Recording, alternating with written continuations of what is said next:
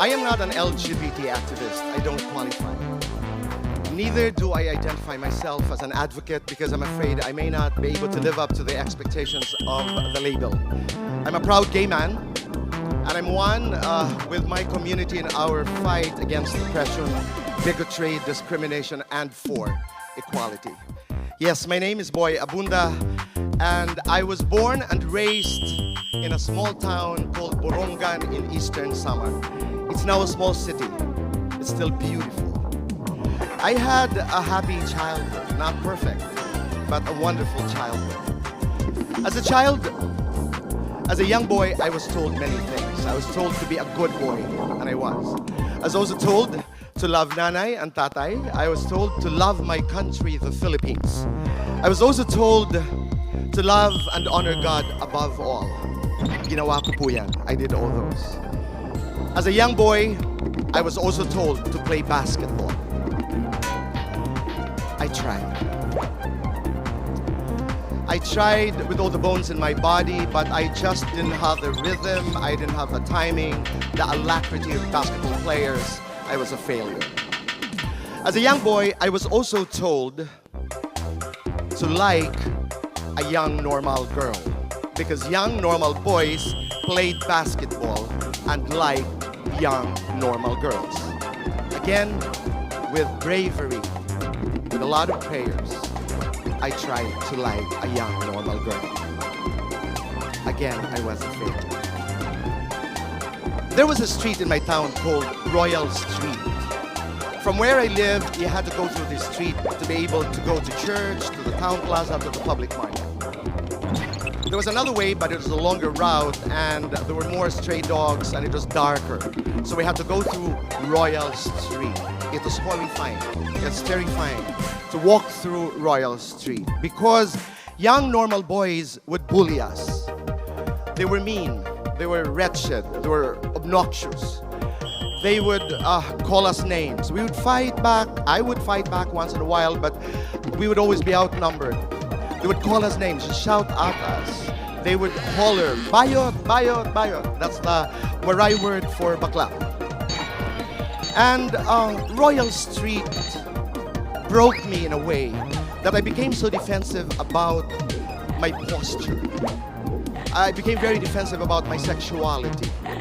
In my youth, Royal Street was equivalent to hell. As a young boy, I started to ask so many questions. Some I have answered, others I'm still trying to figure out. Now, I have another question. Why can't we have a gay president? Why can't we have a gay president? I wanted to test this question, so I spoke to some friends, acquaintances, strangers, teachers, students, because I wanted to see how people react to a provocative question like, why can't we have a gay president? Somebody told me, boy, I have so much respect for you. I love gays. You're just so funny. I can't imagine a world without gays. You're just the best comedians in the world. And you excel in the creative endeavors. You're the best hairstylists. You're the best eyebrow stylists. You're the best fashion designers. I said, excuse me? We can be many and we can do anything. I told her the story about Alan Turing, father of computer science. He was the lead scientist that decoded the German enigma that paved the way for the victory of Great Britain in the Second World War against Germany. Alan Turing was a computer scientist. We are computer scientists.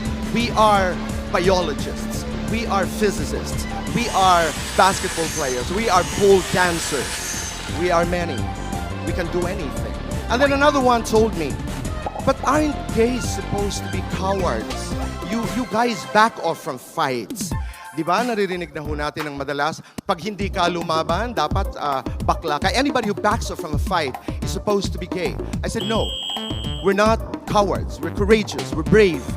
Like the Stonewall rioters in 1969 in New York, trans women, queer, young people, drag queens, LGBT people who fought valiantly, fearlessly, the cruel, brutal, violent police of New York. We are courageous, we're brave, we're not cowards. And then somebody said, but Boy, aren't gays supposed to be half men and half women? And you're supposed to be trapped in somebody else's body. I said, no, we're not half-half. We're whole. And we're not trapped in somebody else's island. For you to know, you have to be me. But since you cannot, let me tell you that we are not half. We're whole. And then someone said, after I asked, why can't we have a gay president? Isn't homosexuality supposed to be a disease? A disease? I said, no. Di ba naririnig ko natin, oh, ayan, sama ka ng sama sa mga kababaihan. Di magtatagal, magiging bakla ka. Ayan yung anak mo, pinasama mo sa mga bakla, naging bakla tuloy. Some time ago, a father doused boiling water on his sleeping son in exasperation because he could not cure the homosexuality of his sleeping son. Some parents actually allow their young lesbian daughters to be raped because they believe that rape can cure lesbianism. In 1973, homosexuality has been stricken out from the Diagnostics and Statistical Manual of Mental Disorders. We are not an ailment, we're not a disease. So I called another friend and I said, why can't we have a gay president? And my friend said, because gays are supposed to be promiscuous. They salivate at the sight of flesh. They're predators, they prey on young boys. I said, excuse me? Some gays are promiscuous. Some women are promiscuous. Some men are promiscuous. Promiscuity is not a gay monopoly. And then, even beauty queens drink. And then somebody said, but isn't homosexuality a curse? I said, no, we're a blessing. Before my mother, before Nanay was debilitated by mild dementia, she used to tell me, Anak, you're a blessing to me. And if Nanay were strong enough, she would be here today, standing beside me, and she will tell you, my son is a blessing, he's not a curse. If only mothers and fathers of LGBT people can be here today, they will stand up for us and they will say, we are a blessing and we're not a curse. And then somebody said, isn't homosexuality a sin? Don't you commit a sin when you express your homosexual love? I said, I'm sorry, as far as I know, I'm not a sin, I'm a child of God, and I was also created in the image of God. Why can't we have a gay president? Because in 2010, the Commission on Elections ruled that gay people promote immorality, abnormality, and are a threat to the youth. In the same year, the Supreme Court reversed this decision, this homophobic, barbaric decision. Why can't we have a gay president? Why can't we have a gay president? Let me borrow some words from the great Martin Luther King. Because sadly, we are still crippled by the manacles of homophobia, transphobia, discrimination, bigotry. Why can't we have a gay president? Because some people believe and some people preach that we are creatures lower than animals. Let me tell you, we are not creatures lower than animals. We are human beings. So today on TEDx, I ask you, why can't we have a gay president?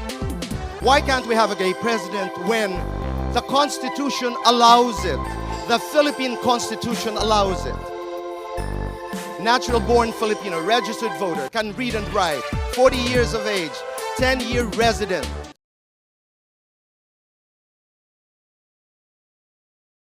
This country.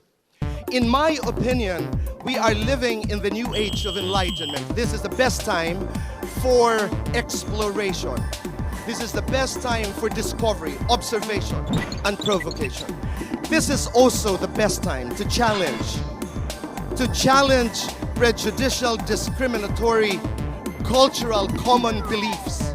This is also the best time to correct the wrongdoings of colonialism. This is also the best time to ask, why can't we have a gay president?